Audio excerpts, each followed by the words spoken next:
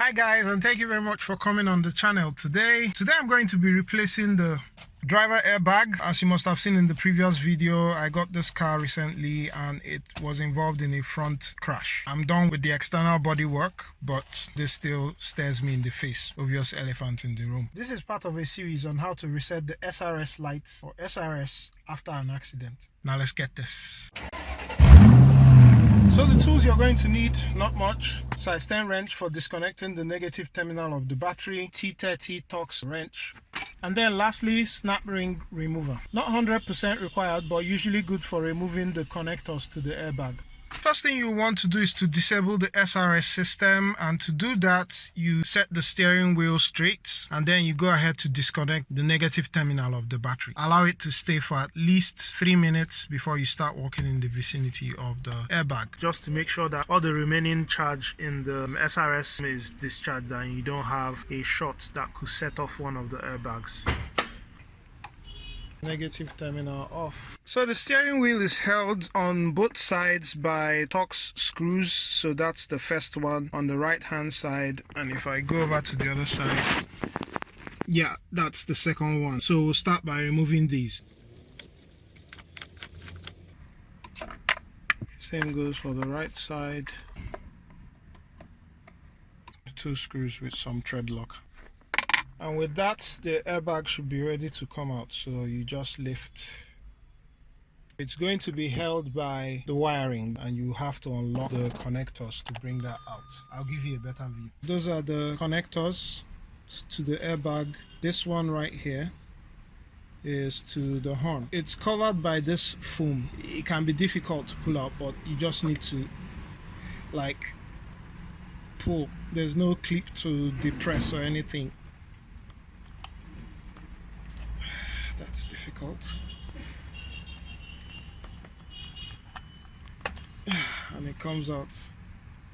So as you can see, it's just a metal stump that it goes into.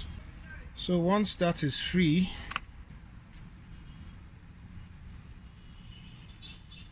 a bit of precision needed. Let's see if I can use this. Yeah, so that's coming out. I don't know if you saw that, but so you'd basically push this two up, right? I don't know if you're able to appreciate that small movement there. So that's what brings the whole thing out. So that mechanism pushes this up. So same goes for this one. So gray to gray, I'm guessing this one will be color coded. Yeah, so that's color coded.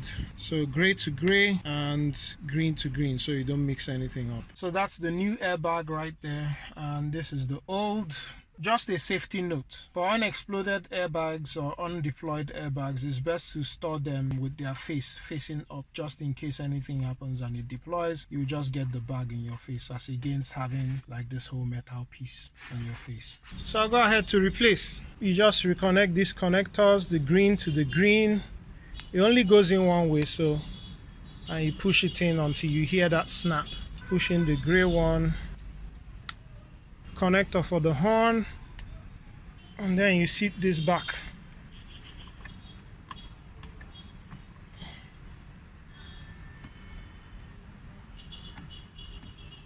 You put back the Torx screws. If the screw is falling out of place, you just put a piece of paper over it and then push that in. That way it stays.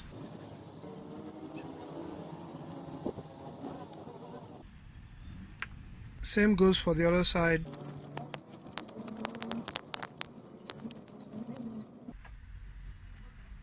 And you're done. And just in case if you're wondering, I did go ahead and try to clear the SRS module, but that was unsuccessful because of, again, the reason I gave in the previous video, the crash data or hard code that is set in the module. So that's it guys. Do watch out for the remaining videos in this series: replacement of the SRS module, resetting of SWS or seat weight sensor, as well as the crash sensors. Thank you very much. If this has been helpful, do like, share and subscribe. Cheers.